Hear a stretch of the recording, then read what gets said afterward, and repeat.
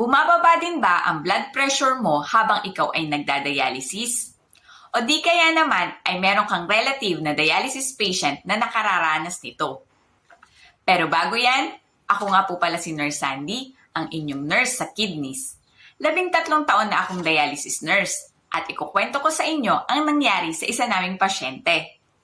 Si Patient X ay dumating sa dialysis unit for his regular dialysis session. Katulad ng ibang pasyente, nagtimbang muna siya at pumesto sa kanyang dialysis chair. 164/75 ang kanyang blood pressure bago magsimula ang dialysis. After 2 hours at after niyang kumain habang nakasalang, tinawag niya ako at sinabing nahihilo daw siya. Napansin kong maputla siya at pinagpapawisan ng malagkit. Agad kong chinek ang blood pressure niya at nakita ko ngang mababa na nga ito. 88/45 millimeters per mercury. Pinosisyon namin siya ng tinatawag na Trendelenburg position na ang paa ay mataas sa kanyang ulo at binigyan ng 100 ml normal saline bolus. Binabaan ko din muna ang hatak sa makina. At after naman nun ay sinabi niyang okay na siya. Pagkatapos ng mga pangyayari, naikwento niya na nakainom pala siya ng kanyang anti-hypertensive medicine bago siya sumalang. In-inform namin ang doktor ukol dito. At pinamonitor ang blood pressure niya sa bahay at sa dialysis unit. Ito ay sa kadahilan ng baka may maaaring i-adjust sa kanyang mga gamot. At ngayon nga ay inorderan na siya ng doktor na hindi mo na siya iinom ng kanyang hypertensive medicine sa araw ng kanyang salang upang hindi na ito maulit. Ang signs and symptoms na maaaring maramdaman ng dialysis patient kung mababa ang kanyang blood pressure ay ang mga sumusunod. Nahihilo, feeling masusuka o nasusuka, pinapawisan ng malagkit, nagka-cramps o namumulikat, nanghihina, namumutla, nahihirapan huminga o nagdidilim ang paningin. Ang mga pasyenteng nagdadialysis ay maaaring makaranas nito sa simula, gitna o dulo ng kanilang dialysis treatment. Ang ating normal blood pressure ay 120/60 millimeters per mercury at ang tinatawag na hypotension ay may blood pressure na mas mababa sa 90 ang top number at mas mababa sa 60 ang bottom number. Bawat pasyente ay may iba't ibang sintomas na nararamdaman kapag nakakaranas ng hypotension. Kaya't nararapat lamang na alam natin ang mga signs and symptoms na ito. So ano nga ba ang mga dapat mong gawin kung bumababa o mababa ang inyong blood pressure during dialysis? Kung bumababa ang blood pressure mo habang nagdadialysis, subukan kumain on the first 1 to 2 hours ng inyong salang.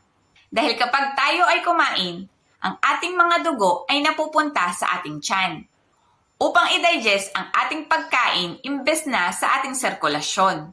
Okay, next. Ipaalam sa inyong doktor na bumababa ang blood pressure mo habang nagdadialysis kung ito ay nadadalas. Itanong ang tamang pag-inom ng inyong BP medicine lalo na sa araw ng inyong salang. Baka may kailangang alisin o bawasan sa mga gamot na inyong iniinom.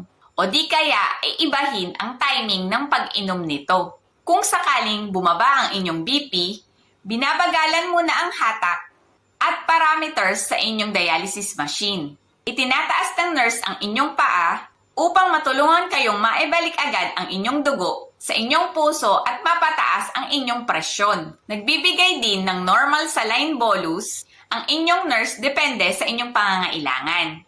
Binababa ang temperature sa makina at tinataas ang sodium depende sa order ng doktor. Bukod pa riyan ay nagbibigay ang doktor ng oxygen at gamot tulad ng midodrine o human albumin sa pasyenteng nakakaranas nito. Kapag laging sa huling mga oras kayo nag-hypotension, may profiling na tinatawag sa makina na maaaring iset ng inyong nurse. Depende sa order ng doktor. Kung saan sa mga huling mga oras ay maaaring mababa na ang hatakin sa inyo. Maaari ring ibalik muna ang inyong dugo kung sakaling ang lahat ng mga ito ay hindi pa rin nag-normal ang inyong blood pressure. Hahayaan muna kayong magpahinga at depende sa inyong kondisyon kung isasalang ulit. Okay, next. Ipaalam sa inyong doktor upang ikaw ay ma-assess ng mabuti. Kung ikaw ay palaging nakakaranas ng hypotension, baka kailangan i-adjust ang inyong dry weight base sa inyong 3 consecutive post-weight o timbang after dialysis. Huwag ugaliing mataas lagi ang inyong ipahatak dahil bukod sa nakakasama ito ng inyong puso, ay nakakababa din ito ng inyong presyon. Sikaping i-target ang dry weight na naiset nyo at ng inyong doktor. I-review din ang latest CBC o complete blood count result.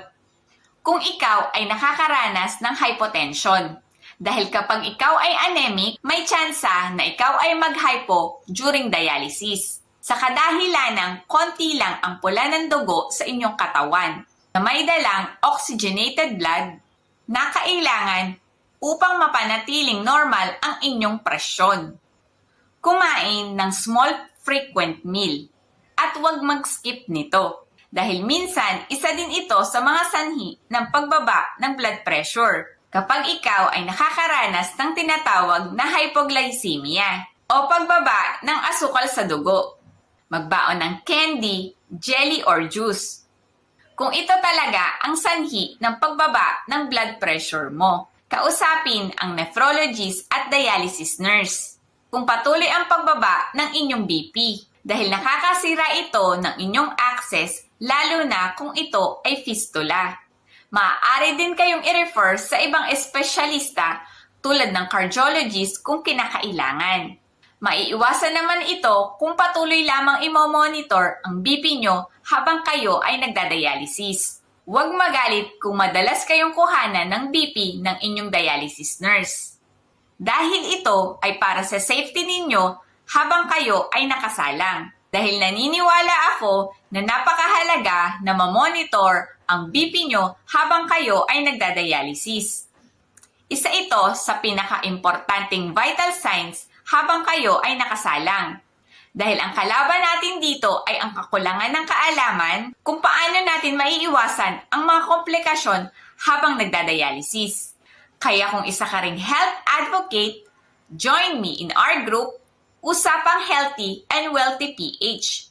Doon ay magsama-sama tayong magbahagi ng ating mga mumunting nalalaman kung paano alagaan ang ating kalusugan para sa ikauunlad ng ating pamumuhay.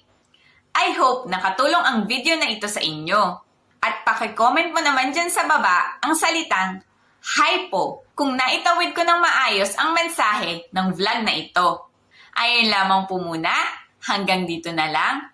Please like, share, and follow nyo na rin. Please follow nyo na rin po ako sa aking YouTube channel, Sandy Madeline Cruz. Dahil nagpo-post din po ako doon ng mga video kung paano alagaan ang ating kalusugan para sa kauunlad ng ating pamumuhay. Ayun lamang po muna, hanggang dito na lang. Huwag kakalimutan, true wealth is health. See you on my next vlog. Bye!